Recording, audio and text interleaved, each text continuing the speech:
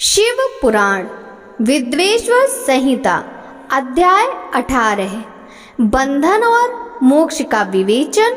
शिव को भस्म धारण का रहस्य।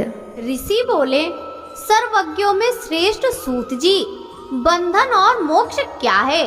कृपया हम पर कृपा कर हमें बताइए। सूत जी ने कहा, महर्षियों, मैं बंधन और मोक्ष के स्वरूप का उपाय का वर्णन तुम्हारे लिए कर रहा हूँ। पृथ्वी के 8 बंधनों के कारण ही आत्मा ही जीव संज्ञा है, अर्थात बंधनों में बंधा हुआ जीव बद्ध कहलाता है, और जो उन बंधनों से छूटा हुआ है उसे मुक्त कहते हैं।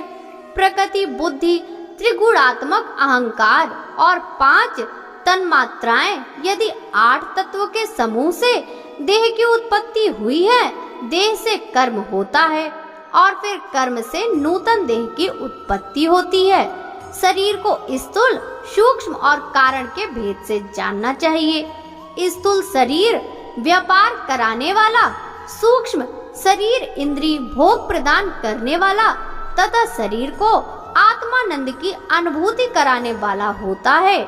कर्मों के द्वारा ही जीव पाप और पुण्य भोगता है, इन्हीं से सुख दुख की प्राप्ति होती है। अतः कर्म पास में बंधकर जीव शुभाशुभ कर्मों द्वारा चक्री भांति घुमाया जाता है। इससे छुटकारा पाने के लिए महाचक्र के कर्ता भगवान शिव की स्तुति और आराधना करनी चाहिए। शिव ही सर्वज्ञ, परिपूर्ण और अनंत शक्तियों को धारण किए हुए हैं। जो मन, वचन, शरीर और धन से बेरलिंग या भक्त जनों में शिव भावना करके उनकी पूजा करते हैं, उन पर शिव जी की कृपा अवश्य ही होती है। शिवलिंग में शिव की प्रतिमा ने शिव भक्त जनों में शिव की भावना करके उनकी प्रसन्नता के लिए पूजा करनी चाहिए। पूजन शरीर, मन, वाणी और धन से कर सकते हैं। भगवान शिव पूजा करने वाले पर विशेष कृपा करते हैं और अपने लोक में निवास का सौभाग्य प्रदान करते हैं। जब तन्मात्राएं वश में हो जाती हैं, तब जीव जगदम्बा सहित शिव का सामीप्य प्राप्त कर लेता है। भगवान का प्रसाद प्राप्त होने पर बुद्धि वश में हो जाती है। सर्वज्ञता और तृप्ति शिव के ऐश्वर्य हैं, इन्हें पाकर मनुष्य की मुक्ति हो जाती है। इसलिए शिव की कृपा का प्रसाद प्राप्त करने के लिए उन्हीं का पूजन करना चाहिए। शिव क्रिया, शिव तप, शिव मंत्र जाप, शिव ज्ञान और शिव ध्यान प्रतिदिन प्रातः से रात को सोते समय तक, जन्म से मृत्यु तक करना चाहिए और मंत्रों और विभिन्न पुष्पों से शिव की पूजा करनी चाहिए। ऐसा करने से भगवान शिव का लोक प्राप्त होता है। ऋषि बोले, उत्तम व्रत का पालन करने वाले सूत जी, शिवलिंग की पूजा कैसी करनी चाहिए? कृपया हमें बताइए। सूत जी ने कहा, ब्राह्मणों, सभी कामनाओं को पूर्ण करने वाले लिंग के स्वरूप का मैं तुमसे वर्णन कर रहा हूँ। सूक्ष्म लिंग निष्कल होता है और स्थूल लिंग सकल। पंचाक्षर मंत्र को स्थूल लिंग कहते हैं। दोनों ही लिंग साक्षात मोक्ष देने वाले हैं।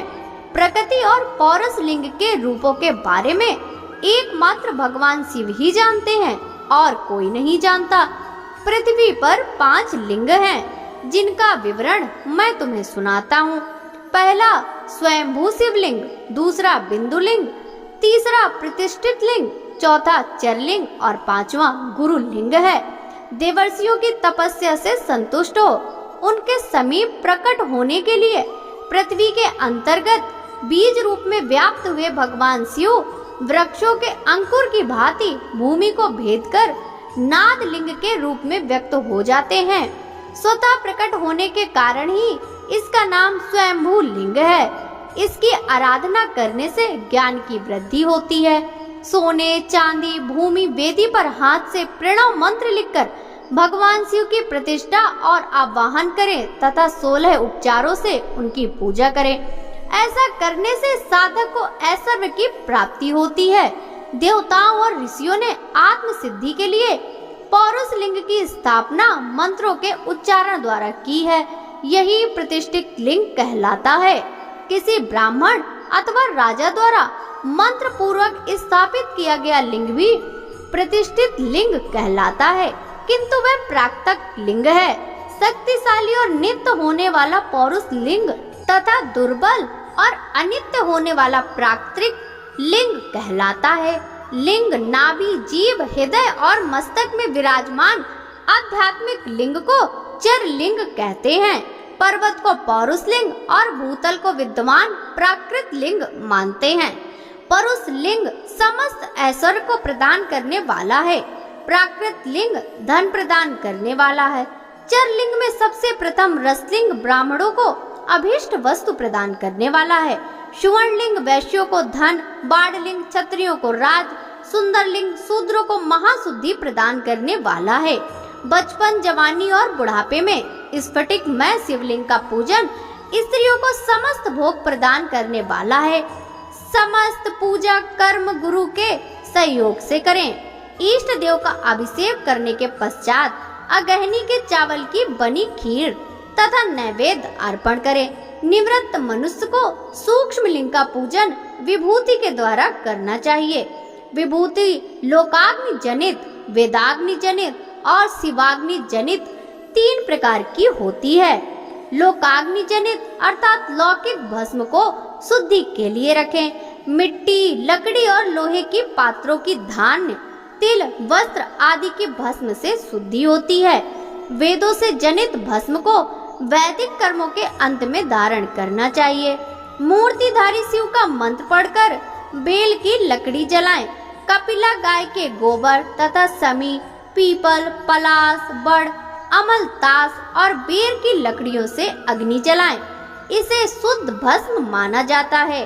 भगवान शिव ने अपने गले में विराजमान प्रपंच को जलाकर भस्म रूप से सार तत्व को ग्रहण किया है। उनके सारे अंग वस्तुओं के सार स्वरूप हैं। भगवान शिव ने अपने माथे के तिलक में ब्रह्मा, विष्णु और रुद्र के सार तत्व को धारण किया है। सजल भस्म को धारण करके शिव जी की पूजा करने से सारा फल मिलता है। शिव मंत्र से भस्म धारण कर श्रेष्ठ आश्रमी होता है। शिव की पूजा अर्चना करने वाले को अपवित्रता और सूतक नहीं लगता। गुरु शिष्य के राजस, तामस और तमोगुण का नाश कर शिव का बोध कराता है। ऐसे गुरु के हाथ से भस्म धारण करनी चाहिए। जन्म और मरण सब भगवान शिव ने ही बनाए हैं। जो इनकी सेवा में ही अर्पित कर देता है वह बंधनों से मुक्त हो जाता है। स्थूल, सूक्ष्म और कारण को वश में कर लेने से मोक्ष प्राप्त होता है।